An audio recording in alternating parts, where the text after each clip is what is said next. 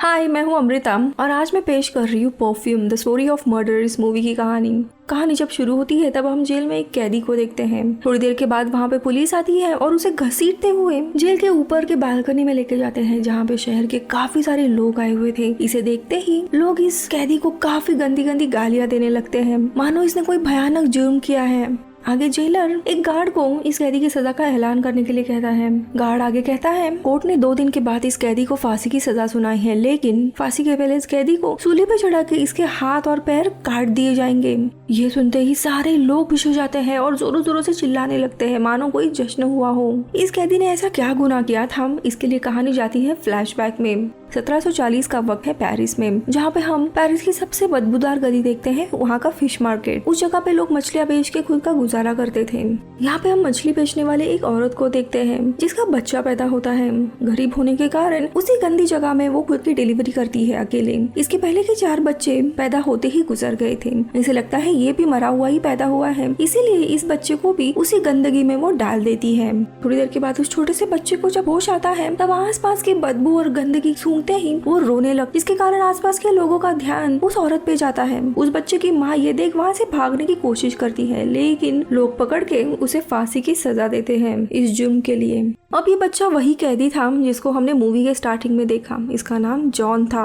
John के पास 2 खूबियां थी। पहली, उसके पास दुनिया की सबसे बेहतरीन नाक थी। उसकी सूंघने की शक्ति बहुत ही ज्यादा स्ट्रॉन्ग थी, इसीलिए कहीं दूर से भी वो चीजें सूंघ सकता था। और दूसरी चीज ऐसी थी कि कोई भी शख्स अगर उसका फायदा उठाता या उसे अपनी जिंदगी से दूर करता तो उस शख्स की किसी अनजान कारण से मौत हो जाती थी, जैसे कि इसकी माँ की मौत हुई थी, जिसने पैदा करते ही उसे गंदगी में ढकेल दिया था, उससे दूर भाग रही थी। तो यहाँ पे दूसरी जगह जॉन को मैडम गिलार्डिन के अनाथ आश्रम में भेज दिया जाता है। मैडम गिलार्ड सिर्फ पैसों के लिए बच्चों को पालती थी, लेकिन उस अनाथ आश्रम में भी कुछ ऐसे बच्चे थे जो इनसिक्योर हो जाते हैं कि उनकी जगह ना छीन ली जाए, इसीलिए वो जॉन को मारने की कोशिश करते हैं। लेकिन तभी मैडम गिलार्ड वहाँ पे आके इन बच्चों को भगा देती है। लेकिन इस अनाथ आश्रम में रहना काफी मुश्किल था। ऐसे ऐसे हालातों से जॉन को गुजरना पड़ता है, जिसके कारण वो उम्र के 5 साल तक बोल ही नहीं पाता, लेकिन वो सूंघ कर हर एक चीज का पता लगाता था। जब वो 13 साल का होता है तब अनाथ आश्रम में जगह ना होने के कारण मैडम गिलार्ड उसे जानवरों की खाल बेचने वाले एक व्यापारी ग्रेमल को बेच देती है। लेकिन जैसे ही जॉन अनाथ आश्रम से निकल जाता है, 2 चोर गिलार्ड को पकड़ के उसके सारे पैसे लेते हैं और उसे मार के चले जाते हैं। ग्रेमल अगले 5 सालों तक जॉन से जानवरों की तरह काम करवाता है, लेकिन उसके काम के प्रति लगन देख एक दिन उसे वो शहर लेके जाता है, जहाँ पे जॉन पहली बार उस बदबूदार दुनिया से बाहर आया था, जहाँ पे जॉन अलग अलग खुशबुओं से रूबरू होता है। जॉन अपना सामान छोड़ने के बाद एक दुकान की तरफ आकर्षित होता है। ये परफ्यूम शॉप थी। उस दुकान की तरफ मानो वो खींचा चला जाता है। वो एक दुकानदार के हाथ में एक परफ्यूम देखता है, जो कि उस समय का काफी फेमस परफ्यूम था। लेकिन उसी समय उसे एक दूसरी खुशबू आकर्षित करती है और वो उस खुशबू से मानो खींचा चला जाता है। ये खुशबू एक फल बेचने वाली लड़की की थी और ये उस खुशबू के पीछे पीछे चला जाता है। वो लड़की इसे भूखा समझ के इसे कुछ फल देती है, लेकिन जॉन उस लड़की का हाथ पकड़ लेता है। ये देख के वो लड़की डर जाती है और वहाँ से भाग जाती है। लेकिन जॉन की सूंघने की एबिलिटी से वो उस लड़की को वापस ढूंढ लेता है और चुपके से उसके पीछे जाके बैठ जाता है। लेकिन वो लड़की जॉन को देख के काफी डर जाती है और जोरों से चीखने लगती है। तभी जॉन उसका मुंह दबा लेता है। अचानक से उसे किसी की आहट होती है, इसीलिए वो उसका मुंह दबाए रखता है। लेकिन जैसे ही आसपास के लोग चले जाते हैं, वो अपना हाथ हटाता है तो लड़की मर चुकी थी और उसके शरीर की सुगंध भी धीरे धीरे कम होने लगी है, जिसके कारण जॉन काफी निराश हो जाता है और वो समझ नहीं पाता कि आखिरकार खुशबू गई कहाँ। अब कहानी में एक और किरदार आता है जिसका नाम है जिसेपी बाल्डिनी, जो किसी जमाने में पेरिस के मशहूर परफ्यूमिस्ट हुआ करते थे। लेकिन शहर में नए परफ्यूमिस्ट आने के बाद इसका काम कम हो गया था, इसलिए वो दूसरों के परफ्यूम्स के फॉर्मूलास चुराता था और वो सबसे मशहूर परफ्यूम आमोर और साइकी का फॉर्मूला चाहता है, लेकिन उन्हें बनाने में असफल रहता है। लेकिन उसी शाम जॉन बकरे की खाल की डिलीवरी के सिलसिले में उसकी दुकान पे आता है और वहाँ पे रखे हुए तरह तरह के परफ्यूम्स वो देखता है। वो बाल्डिनी के शरीर से आती हुई आमोर और साइकी की महक को सूंघ के उसे कहता है कि वो उसके लिए बिल्कुल वैसा ही परफ्यूम बना के दे सकता है, जिसे सुन बाल्डिनी उसे नौसिखिया समझ के उसका मजाक उड़ाने लगता है। लेकिन जॉन उसे अपनी सूंघने की एबिलिटी बताता है और बाल्डिनी राजी हो जाता है और जॉन वहाँ पे पड़े हुए तरह तरह के परफ्यूम और अपने एबिलिटी से बाल्डिनी को परफ्यूम बना के देता है, जिसे सूंघ उसे आमोर और साइकी की खुशबू आती है और वो वहीं पे दंग रह जाता है। ये देख जॉन बाल्डिनी को कहता है कि मैं इससे भी कहीं ज्यादा अच्छे परफ्यूम बना सकता हूँ और उसने बनाए हुए उस परफ्यूम में कुछ नए परफ्यूम के कुछ बूंदे डालता है, जिसे सुन के बाल्डिनी को अपने बचपन के पहले प्यार की वो सारी यादें ताजा हो जाती है। फिर वो जॉन को ग्रीमल से खरीद लेता है, लेकिन इसका नतीजा ये होता है कि उसी रात शराब के नशे में ग्रीमल की नदी में गिर के जान चली जाती है।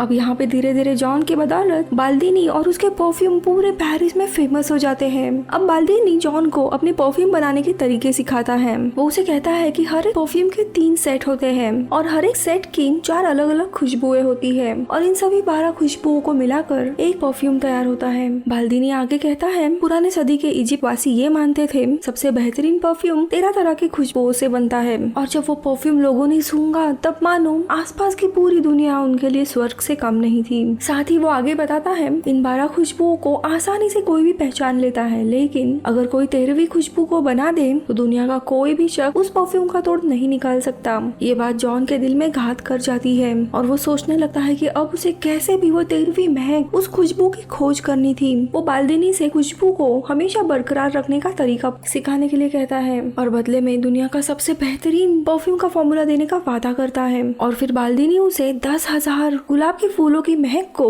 अपने डिजाइन किए गए मशीन से एक बोतल में डालने का तरीका बताता है। अब एक दिन बाल्दीनी अचानक से जॉन को रोते हुए देखता है। बाल्दीनी के पूछने पर जॉन उस पर झूठे होने का इल्जाम लगाता है और आगे कहता है तुम्हारे इस तरीके से मैं कांच या लोहे की सुगंध को भी बोतल में बंद न कर सका। और बाल्दीनी मशीन में अपने मरे हुए बिल्ली को देख काफी गुस्सा हो जाता है। आगे वो कहता है बिल्ली तो क्या, वो उसकी और खुद की भी महक एक बोतल में नहीं उतार सकता। अब ये सुन के जॉन बेहोश हो जाता है। अब बाल्दीनी इसके बीमार होने से काफी परेशान होने लगता है कि उसकी शोहरत न चली जाए, लेकिन तभी जॉन अदमरी हालत में उससे पूछता है कि क्या कोई और तरीका है जिससे मैं किसी भी सुगंध को बरकरार रख सकूं। तो बाल्दीनी से जानवरों की चर्बी से खुशबू निकालने का तरीका बताता है और आगे उसे ग्रास से शहर जाने के लिए कहता है क्योंकि वहीं पे वो मेथड सीखी जा सकती है। बदले में जॉन उसे 1000 परफ्यूम के नए फॉर्मूलाज देता है। उसी रात जॉन निकल जाता है, लेकिन जॉन के जाते ही बाल्दीनी का पूरा घर अचानक से टूट जाता है जिसमें उस बेचारे की मौत हो जाती है। जॉन अपना सफर तय करता है और ग्रास जाते हुए उसे पहली बार आजादी का एहसास होता है। वो किसी का गुलाम नहीं था। रास्ते में उसे ऊपर पहाड़ी पे गुफा मिलती है और उस गुफा में वो कई दिन गुजारता है। एक दिन उसे वही फल वाली लड़की का ख्वाब आता है और अचानक से जॉन घबरा कर उठ जाता है और वो अपने शरीर को सूंघने लगा है, लेकिन उसे कोई भी महक नहीं आती। फिर वो बारिश में जाके नहाता है और उसके बाद उसे एहसास होता है उसकी कोई खुद की खुशबू नहीं है, यानी कि उसका खुद का कोई वजूद नहीं है। अब आगे वो खुद की तलाश में निकल पड़ता है। रास्ते में उसे वापस वही सुगंध वही महक आ जाती है। वो उस महक के पीछे आकर्षित होने लगता है और वो देखता है कि एक बहुत ही खूबसूरत लड़की एक घोड़ा गाड़ी से उसके सामने से निकलती है। वो उसका पीछा करते हुए ग्रास इस शहर में पहुंच जाता है और एक महल में पहुंच जाता है जो वहाँ के अमीर शख्स रिचिस का होता है और वो लड़की इनकी बेटी लौरा थी। यहाँ पे ग्रास में जॉन एक औरत के अंडर काम करता है। जॉन इनके पास रहते हुए जानवरों के चर्बी से खुशबू निकालने के 2 तरीके ढूंढता है। पहले तरीके में अपने साथ काम करने वाली एक लड़की को वो मार डालता है, जिसमें वो उस लड़की के मृत शरीर को जानवरों की चर्बी के साथ उबालता है, लेकिन वो उस मेथड में भी कामयाब नहीं होता। दूसरे तरीके के लिए वो एक तवायफ को पकड़ता है और उसे भी मार डालता है और उस औरत के वो पूरे बाल काट लेता है और उसके शरीर पर लेप लगाकर पूरे कपड़े में लपेटता है उसे और फिर उस कपड़े से चर्बी निकालकर बाल्दीनी की सिखाए हुए तरीके से वो खुशबू निकालने में कामयाब हो जाता है, जिसे वो तवायफ के पालतू कुत्ते पर इस्तेमाल करके चेक करता है। यानी कि दोस्तों यहाँ पे उस तवायफ का जो उसका एसेंस जो रहता है वो इस नए परफ्यूम में आ गया था। अब बाल्दीनी की मेथड के अनुसार वो 13 बॉटल का सेट बनाता है, यानी उसे 13 यूनिक परफ्यूम चाहिए थे और उनके लिए उसे 13 मर्डर करने थे। अब लौरा की बर्थडे पार्टी आती है जिसमें शहर के लड़के और लड़कियां छुपन छुपाई का खेल खेल रहे थे। जॉन वहाँ पे आके लौरा को पकड़ने की कोशिश करता है, लेकिन वो वहाँ से बच के भाग जाती है। लेकिन उसी दिन 2 जुड़वा लड़कियां पार्टी से गायब हुई थी। जॉन उन 2 लड़कियों को मारकर अपने सेट की पहली 2 बॉटल्स तैयार करता है। अब अगले दिन इन दोनों लड़कियों की लाशें शहर के तालाब में दिखाई देती है। अब तो इसके बाद पूरे शहर में लड़कियों के मौत का सिलसिला शुरू हो जाता है। लेकिन यहाँ दूसरी तरफ देखते ही देखते जॉन 12 परफ्यूम्स का सेट तैयार कर लेता है। अब उसे बस आखिरी परफ्यूम चाहिए था, यानी लौरा की महक। अब शहर के हालात देखते हुए रिचिस कहता है जितनी भी लड़कियां मारी गई है उनमें कोई जोर जबरदस्ती के निशान नहीं थे, यानी कि कातिल का मकसद कुछ और है। लेकिन इसकी बात को नजरअंदाज करते हुए सब लोग चर्च चले जाते हैं और फादर उनकी मदद की हामी भरते हैं। लेकिन तभी अचानक से वहाँ पे एक आदमी आता है और इस कातिल के पकड़े जाने की खबर सबको देता है, जिसे सुनकर ये सब लोग बेहद खुश हो जाते हैं। लेकिन रिचिस को इस बात पे भरोसा नहीं होता। उसे अपने बेटी की चिंता होने लगती है, इसलिए वो अपने बेटी के साथ शहर से निकल पड़ता है। तो यहाँ पे जॉन शहर से जाती हुई लौरा की महक को सूंघ लेता है और अपनी एबिलिटी से इन लोगों को ढूंढ लेता है। तो दूसरी तरफ तवाइफ का वो पालतू कुत्ता अपनी मालकिन के कपड़े जॉन के कमरे से निकालता है, जिसे द रॉड देख लेता है, जो कि जॉन के साथ ही काम करता था। अब पुलिस के इन्वेस्टिगेशन पर बाकी लड़कियों के कपड़े और बाल भी मिल जाते हैं। तो यहाँ पे दूसरी जगह रिचर्ड अपने बेटी लॉरा के साथ एक होटल में रात गुजारता है। रात में वो लॉरा को उसके कमरे में लॉक करके उसकी चाबी अपने कमरे में रखता है, लेकिन जॉन उसकी महक सूंघते हुए यहाँ तक पहुँच जाता है और उसके कमरे से वो चाबी लेता है और लॉरा के कमरे में चला जाता है। अगली सुबह जब रिचर्ड लॉरा का कमरा खोलता है तब उसे अपनी बेटी की लाश वहाँ दिखाई देती है, जिसे देख के वो बेहद रोता है। यहाँ पे जॉन 13वीं बोतल बना के कामयाब हो जाता है और इन 13 महक को वो एक साथ करके एक बहुत ही अनोखी सुगंध, एक अनोखा परफ्यूम बनाता है। लेकिन तभी वहाँ पे पुलिस आ जाती है और उसे पकड़ती है। लेकिन जॉन के आंख में ना तो कोई डर था ना कोई शर्म, और ये कहानी 2 दिन बाद होने वाली सजा से शुरू हो जाती है। दूर दूर से लोग जॉन की मौत देखने के लिए आए थे, लेकिन जैसे ही वो उसे जेल से निकालते हैं, जॉन मौका देख के उस अनोखे परफ्यूम की शीशी खोलता है। तो दूसरी जगह शहर की भीड़ और जल्लाद को हम देखते हैं जो जॉन का इंतजार कर रहे थे सजा देने के लिए। तभी अचानक से वहाँ कोई अमीर राजकुमार आने के कारण सब लोग खड़े हो जाते हैं, लेकिन उसमें से और कोई नहीं बल्कि जॉन निकलता है। वो जल्लाद के सामने जाके खड़ा हो जाता है, जिसे देख जल्लाद रोने लगता है और अपने पैर पे गिर जाता है और जॉन को निर्दोष बताता है। अब जॉन उस परफ्यूम को रुमाल में लगा के हवा में लहराता है। इस खुशबू में मदहोश होके वहाँ के लोगों को जन्नत में होने का एहसास होता है। वो सारे उसे फरिश्ता मानने लगते हैं। ये सब देख जॉन खुद को उनका मसीहा मानने लगता है और वो अपने रुमाल को भीड़ में फेंक देता है, जिससे लोग और भी मदहोश होकर अमीर गरीबी काला गोरा ये भुलाकर एक दूसरे को प्यार करने लगते हैं, उन्हें चूमने लगते हैं। और तभी जॉन को इन सब लोगों को देखकर सच्चे प्यार का एहसास होता है और उसे फल बेचने वाली वो लड़की याद आती है। और तभी उसे समझ आता है कि काश वो भी उस लड़की से अगर आज प्यार करता तो शायद उस लड़की को और उसकी महक को वो अपना बना सकता था। उसे सच्चे प्यार का एहसास होता है, लेकिन उसके पास सच्चा प्यार नहीं था क्योंकि उसी ने उसे मार डाला था। ये जानने के बाद उसकी आंखों में आंसू आने लगते हैं। लेकिन तभी वहाँ पे रिचेस तलवार लेके आता है, लेकिन जैसे ही वो जॉन को मारने के लिए उसके नजदीक आता है, उसकी इस अनोखी महक से रिचेस भी अपने भावनाओं पे काबू नहीं कर पाता और वो रोते हुए अपने पैरों में गिर जाता है और जॉन से माफी मांगता है।